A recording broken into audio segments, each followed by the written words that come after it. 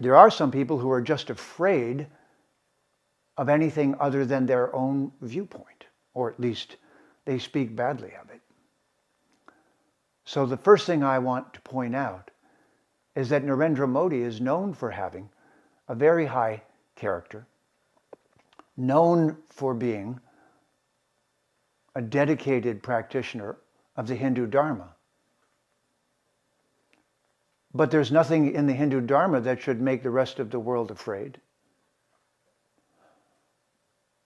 So why should they be afraid of India?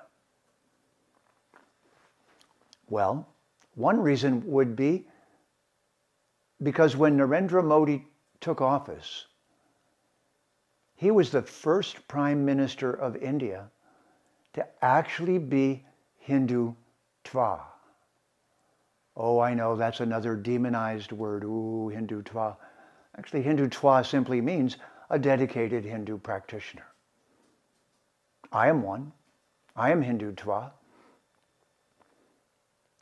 Narendra Modi is the first leader of India for over 1,000 years who was Hindutva. But the culture of India is Hindu, Vedic, Sanatana Dharma. So he is actually the first leader in 1,000 years that wasn't either colonizing or India under attack or India being fragmented by people from the outside coming in and attacking it, which is Muslims, Islam. Islam didn't come in as friends. They came in as rapists, raping, pillaging, taking slaves, killing. They didn't come in a friendly way. They're not indigenous to India. Christianity is the same way. Christianity has been colonizing India ever since the British took it over and acted as if they owned it for a couple of hundred years. Raping, pillaging, taking everything that they could. When I say raping, I mean just taking everything.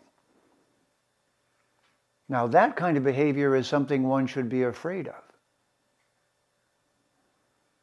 So yes, it's a good question. Why would anyone be afraid of Narendra Modi? Well, perhaps they think that he will be vindictive and then he'll come after them.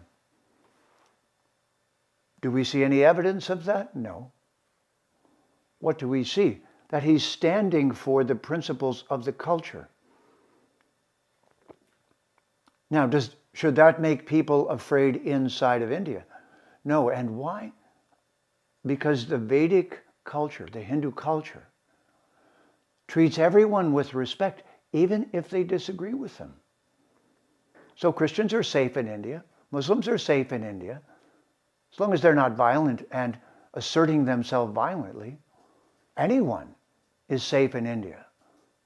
The philosophy of Narendra Modi is live and let live if you're here to live and let live. Hindutva is exactly that. It sees every living entity in the right way. But I'm prejudiced. I'm Hindutva. Sees everyone as an immortal being who has, if they're peaceful also, an opportunity to follow their own path. And this is the policy of Narendra Modi. He's the first for 1,000 years, which means the prior rulers of India during the time of the British were puppets. They weren't really rulers of India. They were puppets of the British. And in fact, the accusations that Narendra Modi is RSS, well, I'm RSS too, Rashtriya Swayam Sevak. The group of people in India who worked to throw the British out of their country. Wouldn't you throw a colonizer out of your country? So finally the British were thrown out, but it took a little while for the culture to become truly Hindu again in leadership. So, anyone who's living in India who doesn't want India to be Hindu will say that they dislike Narendra Modi. Now, of course, every human being is perfect, so I can't go down and make a list of everything that he did, and who am I to decide whether it was right or wrong.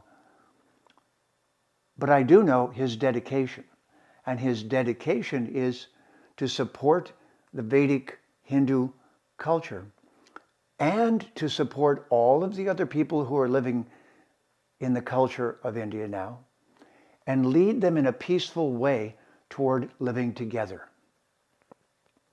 So anyone who has that purpose should not be afraid of Narendra Modi. They should be proud of him.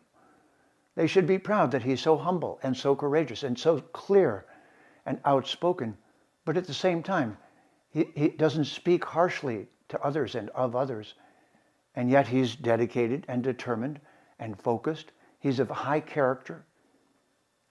This is what we hope to see. This is a role model for what we should see in a leader. And just as a side note, but Narendra Modi and India are using multiple modalities to deal with the current crisis of health that the world is experiencing. Why?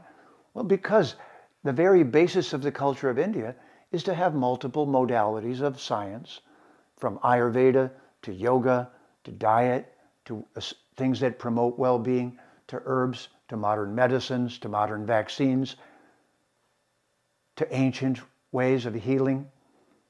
This is the most ancient culture on our planet and the most sophisticated, and is having a renaissance and a revival. And Narendra Modi is the leader of that renaissance. So perhaps you can imagine who will be afraid of that. Library burners, people of a religious perspective that is violent and wants to force itself upon others, those who are malicious in intention, those persons in Islam and Christianity who will use violence, who will pump billions of dollars into India to subvert its culture. Those persons should be afraid. But not just of Narendra Modi, but of any honest, integrous prime minister of a country. And soon, hopefully, since I believe his last term of office is coming, someone like him will also continue the responsibility of what? Of healing hundreds of years of colonial damage, of restoring the social environment in a world gone mad. Please remember to subscribe to us and switch on the notifications for this channel. For our other social media links, more content, and to support our work, please visit citti.net. Dhanyavad. Namaskar.